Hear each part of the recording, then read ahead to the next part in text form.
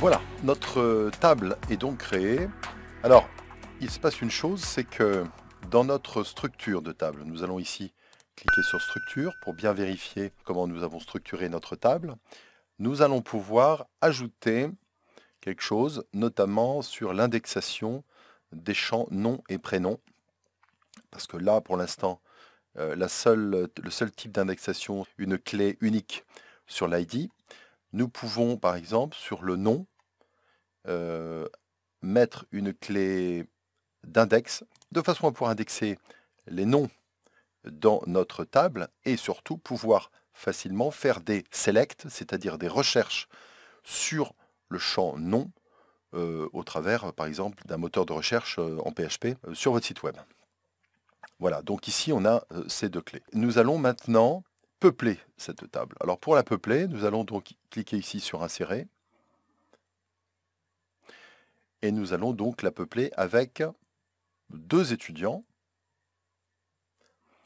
puisque ensuite nous utiliserons PHP pour pouvoir lire le contenu de cette table. Alors ici, on va mettre 1, forcément, très facile. Le prénom, on va mettre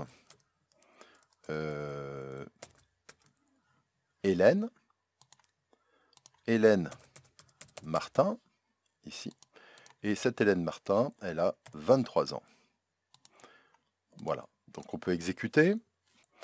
Nous pouvons insérer une deuxième ligne, c'est-à-dire un deuxième enregistrement, avec un garçon, par exemple. Alors ici, valeur 2, prénom Eric.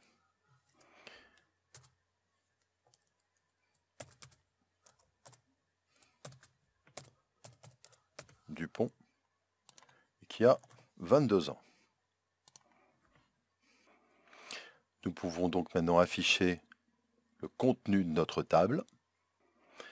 Nous avons donc créé une table que nous avons donc peuplée de 2 lignes, une fille, un garçon.